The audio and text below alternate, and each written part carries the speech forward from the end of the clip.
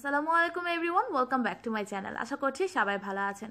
হাজির হয়ে গেলাম বৈশাখ স্পেশাল রেসিপি নিয়ে। আর আজ আমি আপনাদের তৈরি করে দেখাবো দারুণ মজার ডিম আলুর ভর্তা। এটি তৈরি করা যেমন সহজ, খেতেও তেমনি মজার, আর নেই কোনো বাটাবাটির ঝামেলা। চলুন তবে দেখে নেওয়া যাক এর পুরো প্রস্তুত প্রণালী। এরকম আরও অনেক রেসিপির জন্য আমার চ্যানেল সাবস্ক্রাইব করতে কিন্তু একদমই ভুলবেন না। এই ভর্তাটি তৈরি করার জন্য প্রথমেই আমি মাঝারি সাইজের একটা সেদ্ধ আলু নিয়ে সেটার খোসাটা ছাড়িয়ে নিয়েছি। এবার এই আলুটাকে খুব ভালোভাবে আমি চটকে নিচ্ছি। খুব ভালোভাবে এটাকে চটকে নিতে হবে যাতে এর মধ্যে কোনো রকম দানাদার অংশ না থেকে যায়। আলুটাকে ভালোভাবে চটকে নেওয়া হয়ে গেলে এটাকে একটা সাইডে রেখে দিয়েছি। এবার এখানে নিয়ে নিচ্ছি আমি পেঁয়াজ। আমি পেঁয়াজ বেরেস্তা নিয়েছি 1/2 টেবিল চামচ পরিমাণ, আর কাঁচা পেঁয়াজ কুচি নিয়েছি 1 টেবিল চামচ পরিমাণ। আপনারা যে কোনো একটা ব্যবহার করতে পারেন, তবে দুটো যদি মিক্স করে ব্যবহার করেন তাহলে এর টেস্ট কিন্তু অনেক বেটার আসবে।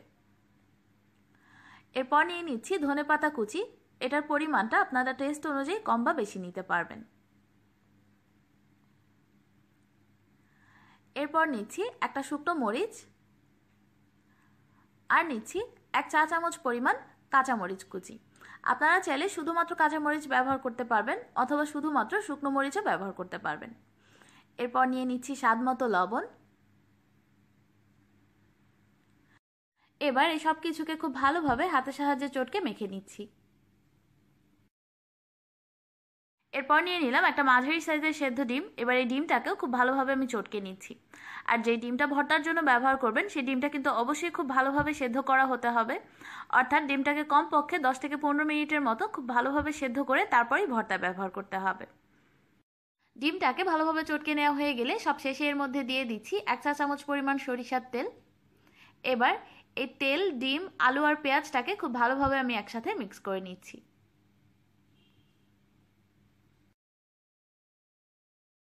সব কিছু ভালোভাবে একসাথে মিক্স করে নেওয়া হয়ে গেলেই আমাদের দারুণ মজার ডিম আলুর ভর্তাটা একদম তৈরি।